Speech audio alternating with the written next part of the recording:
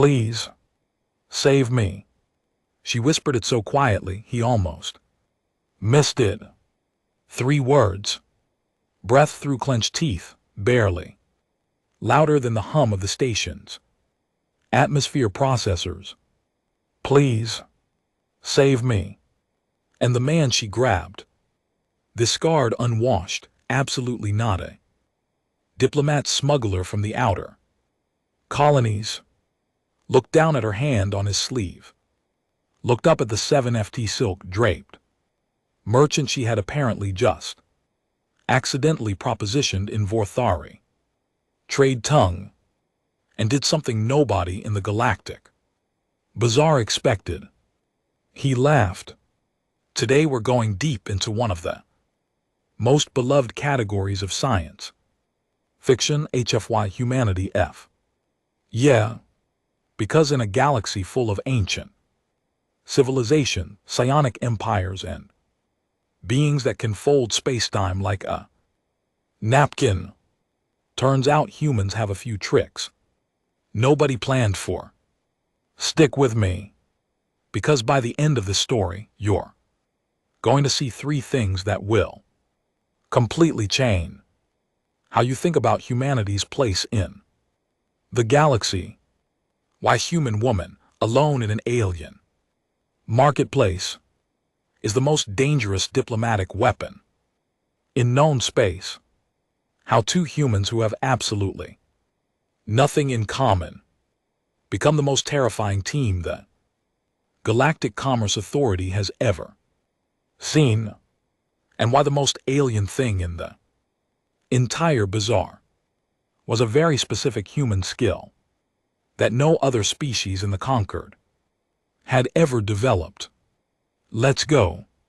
The Nexus Bazaar was, depending on who you asked, either the greatest commercial achievement in the Concord's 4,000 history, or the most elaborate scam ever operated at planetary scale.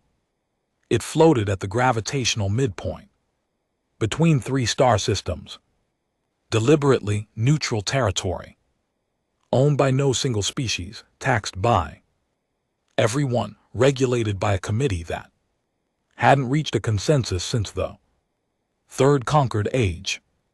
It smelled like burning ozone, fermented grain products from 6 different biospheres, and the very particular chemical signature that xenobiologists had labeled accurately as alien anxiety.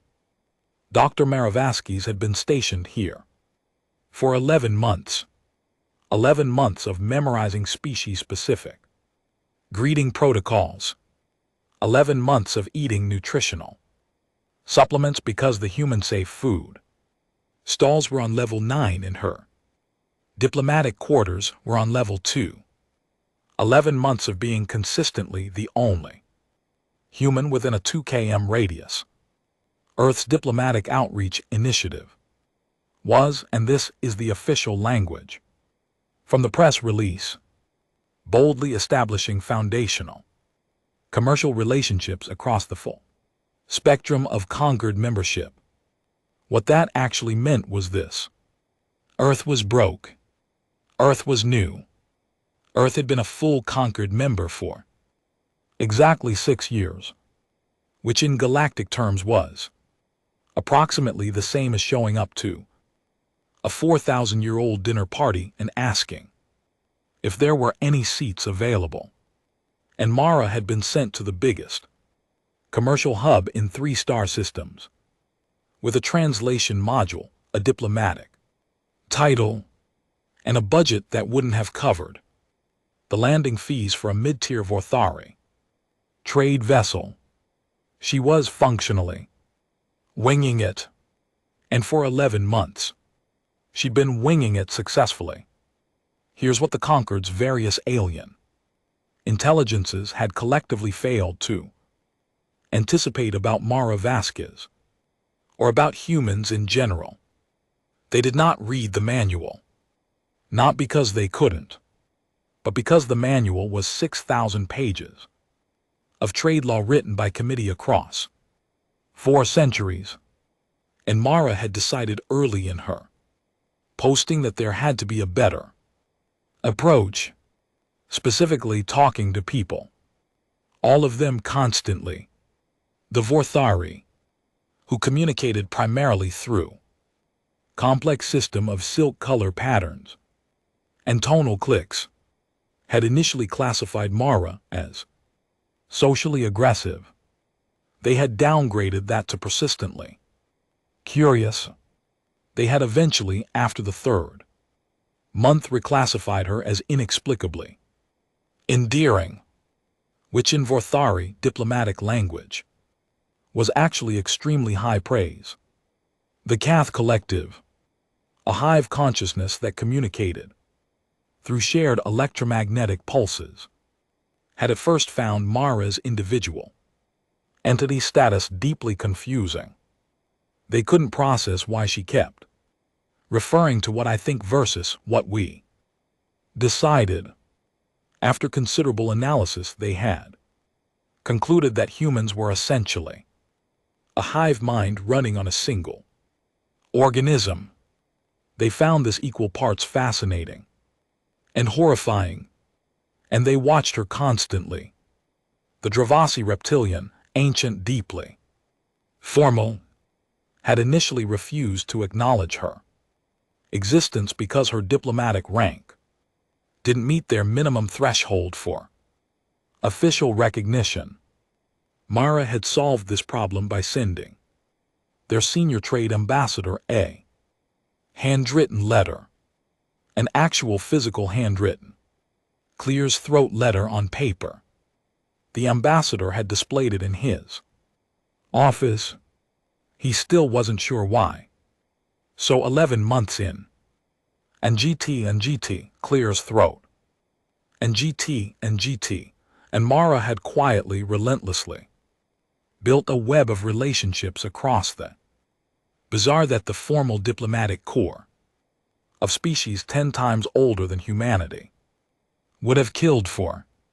What she had not done in 11 months was meet another human. Until the morning, everything went sideways. It started as disasters often do, with a misplaced word. Mara had been deep in a negotiation with Senior Merchant Thravex of the Vorthari Commerce House, a deal involving preferential landing rights for Earth vessels in exchange for access to human agricultural biotechnology, something the Vorthari had been circling around for 3 months. She had been doing well, better than well. She could feel the negotiation tipping toward agreement, and then her translation module had updated overnight. She hadn't known that. Nobody had told her. And the phrase she had been using for mutually beneficial partnership, phrase she had carefully memorized, practiced, used 6 times previously, without incident, had in the updated lexicon shifted in meaning. Specifically, it now translated to formal mating proposal. Senior Merchant Thravex was 7 ft tall, covered in iridescent silk patterns, currently displaying every color associated with shock, offense, and conflicted interest. His 4 secondary arms had frozen mid-gesture. His vocal apparatus was making a sound Vorthari had ever made in a commercial context. Mara knew something had gone catastrophically wrong. She did not know what. Her module was buffering. The surrounding merchant stalls had gone very quiet. 3 Keth collective nodes had redirected their full electromagnetic attention to this exact location. That was when she saw him. He was standing 20 ft away at a Dravosi salvage stall, arguing with a vendor over the price of what appeared to be a hyperdrive motivator wrapped in electrical tape and what she hoped was grease. He was human, unmistakably, shockingly human, in the way that only becomes visible when you haven't seen another human in 11 months. 2 eyes, 2 arms, 1 face arranged in the completely standard human configuration of deeply irritated at the current price. He was wearing a jacket that had maybe once been a uniform. It had 3 different agency patches on it. She recognized the Outer Colony Freight Guilds, the Rim Surveyor Corps, and something she couldn't identify that looked like it had been applied with a staple gun. He had a scar that ran from his left ear to the corner of his jaw. He was arguing in Dravosi. Good Dravosi, she noticed, accent and everything. She grabbed his sleeve. He turned, hand immediately going to where she suspected a weapon was, holstered, eyes scanning for threats, and then finding her, a human, in a diplomat sash, gripping his arm with the strength of someone who had just accidentally proposed marriage to a 7FT alien. "Merchant, please save me," she said. "I said something wrong to the Vorthari. My module updated and I didn't." He looked past her, assessed the scene in about 2 seconds, fled, took in the frozen Vorthari, the watching Keth nodes, the spreading ripple of commercial stillness spreading through the bazaar like a held breath. "How bad?" he said. "I think I accidentally proposed." "Yeah," he said. "Yeah, I can see that." He did not look panicked, he looked like a man calculating options. "What's your rank?" "3rd level diplomatic envoy." "Earth. Earth." Something shifted in his expression. Not quite surprised, more like a man who had bet on an outcome and was processing the confirmation. "Okay. Here's what's going to happen. Don't translate anything I say. Just watch my hands." His name, she would learn later, was Connors. Just Connors. Former Outer Colony Surveyor, former Freight Runner, current. He was somewhat vague about current. He'd been working the bazaar for 4 years.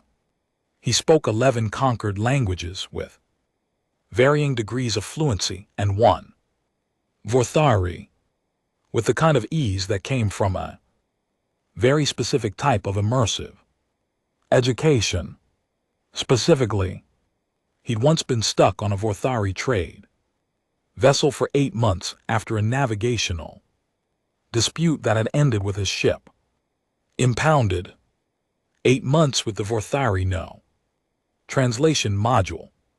Just Connors and his extremely stubborn refusal to not understand the people around him. He stepped forward. His hands moved. Myra watched, not breathing. Connors addressed Senior Merchant Thravex directly. Silk patterns, tonal clicks, the precise secondary arm positioning that indicated respectful acknowledgement of higher commercial standing. He was explaining something. His hands moved through a complex series of gestures she didn't recognize from any of her diplomatic training. Materials. Thravex's silk pattern shifted. The shock colors faded, new colors emerged. She'd learned enough to recognize the warm amber that indicated curiosity, the silver blue of reconsidered position. Whatever Connors was saying, it was working. She noticed the Keth collective nodes had not redirected away. They were still watching, all of them. She had the distinct impression she was being very carefully recorded. Connors finished speaking. He stepped back. He made a gesture toward Mara, palms open, a Vorthari indicator of presenting something of value, and spoke again briefly. Thravex looked at Mara. His secondary arms unfolded. He responded a long flowing sequence of silk color shifts and tonal modulations that her freshly updated and now thoroughly unhelpful module couldn't fully parse. He says, Connors translated quietly, without looking at her, that he accepts the clarification. He says that the misunderstanding reflects not poorly on you, but on the translation apparatus of your species' early conquered integration.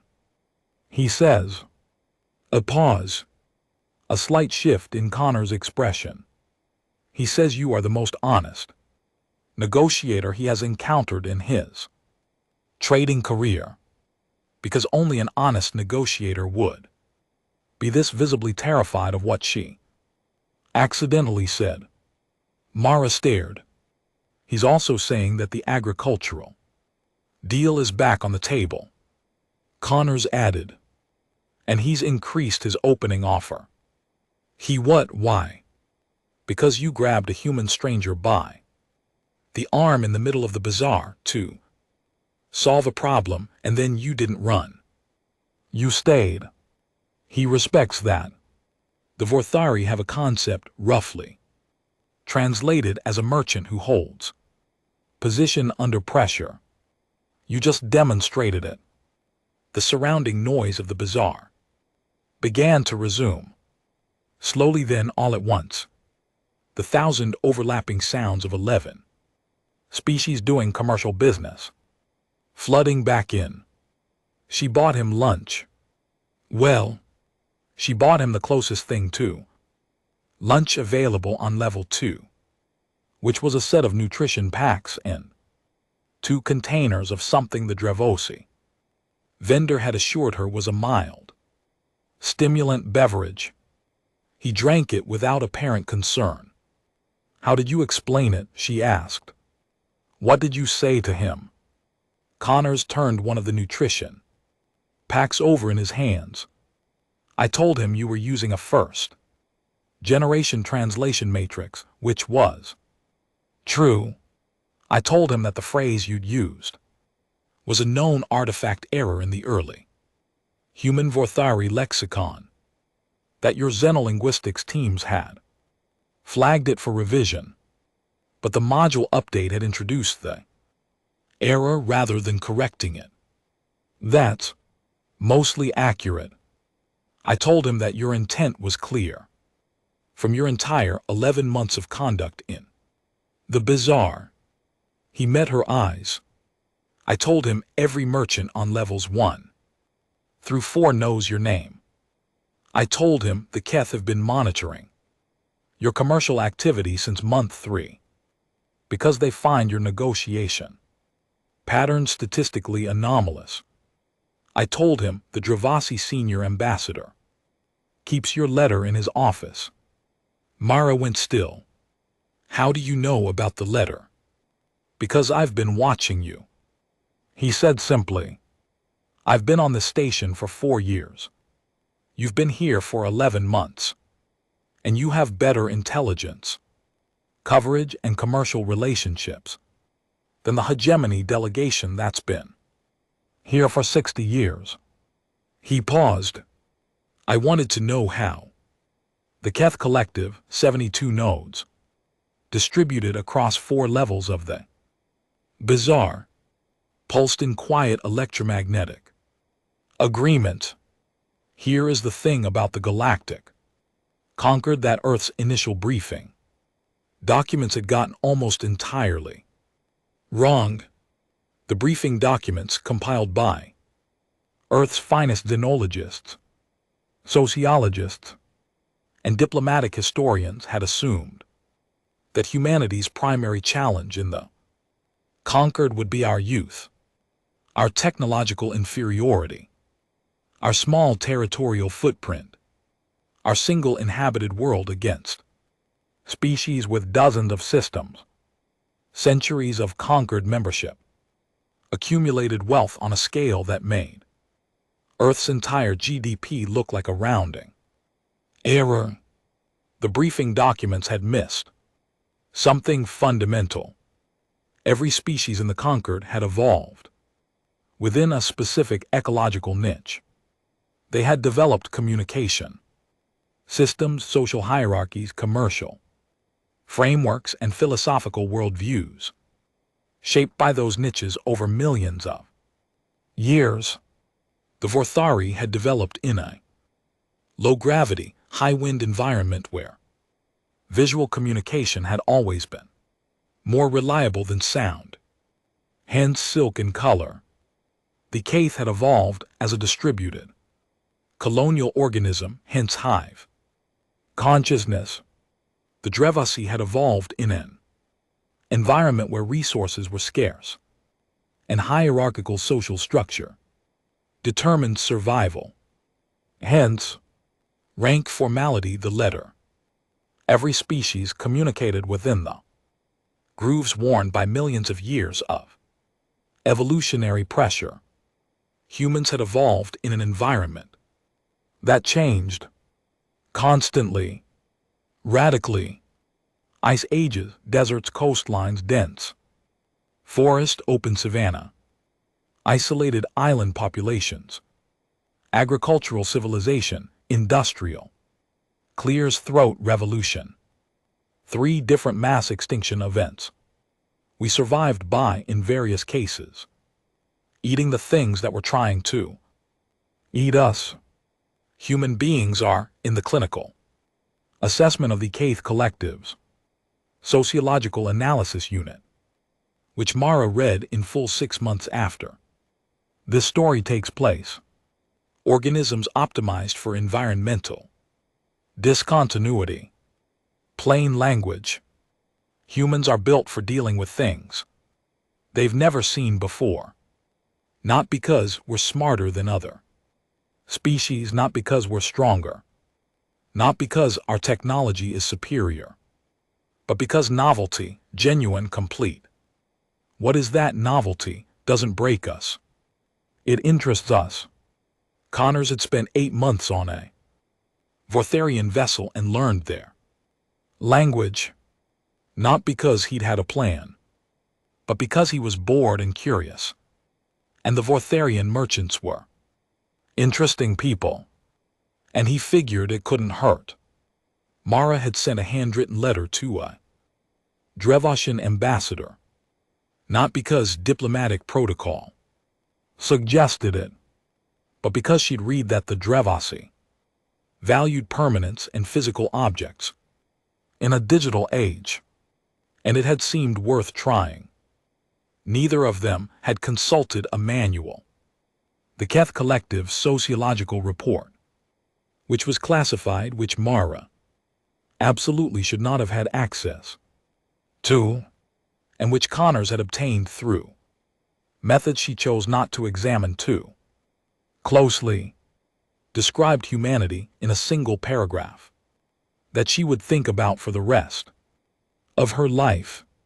She read it to Connors, sitting in the bazaar's small human-accessible food area on level 9, surrounded by nutrition packs and the distant sounds of commerce. The human species presents a unique, adaptive profile within the Concords. Membership, where other species' social behavior is optimized for stability and predictable interaction. Human behavior is optimized for variance. Humans do not seek equilibrium. They seek contact. They do not fear misunderstanding. They treat it as information. Their primary survival mechanism is not strength, speed, or technological capacity. It is the ability to generate trust across categorical difference. In 11 months of observation, Subject Vasquez has demonstrated this capacity 47 times across 9 species.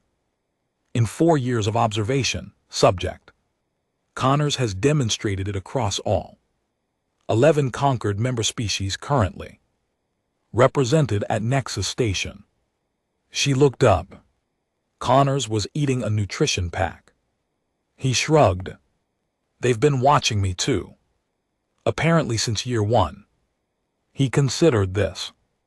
And the report says we generate trust. Across. Categorical difference, yeah.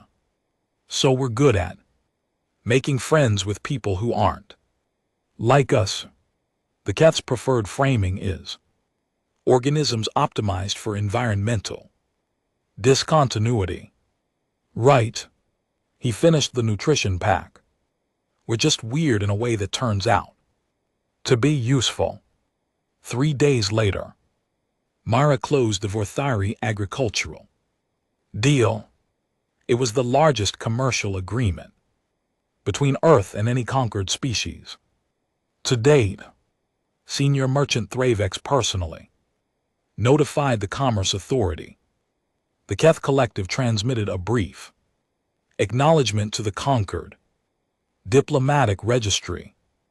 The Dravosi senior ambassador, who had heard about the incident with the translation module through channels that move somewhat faster than official communication, sent Mara a message.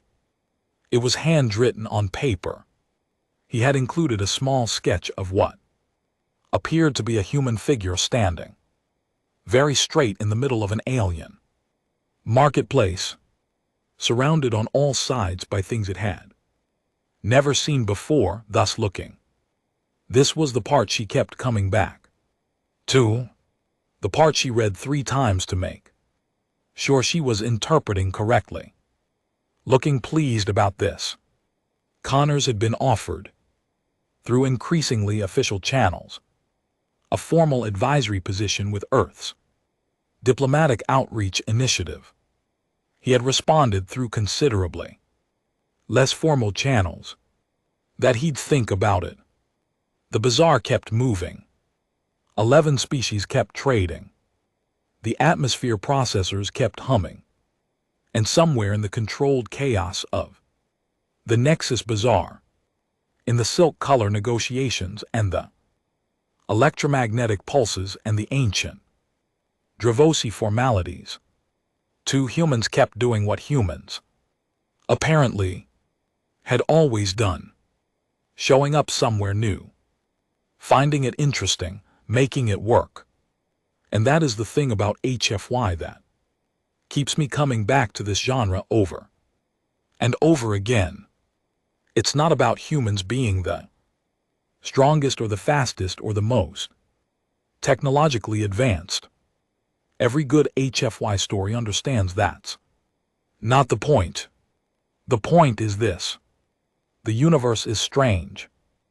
It is vast and cold and full of things that evolved in conditions nothing like Earth. And the question at the heart of every HFY story is, what does humanity do with that? Mara didn't panic.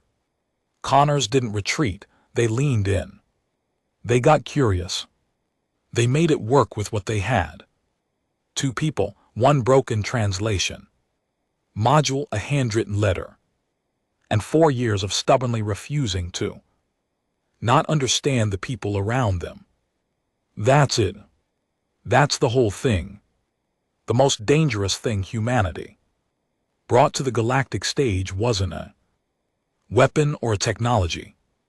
It was the absolute refusal to find novelty frightening. If this story hit for you, if you want to go deeper into this world, see what Connors finds when he finally takes that advisory position, find out what the Keth Collective's full report actually says about human social behavior, and get early access to every story before it goes public. The link is in the description. Join us. It's worth it. I'll see you in the next one.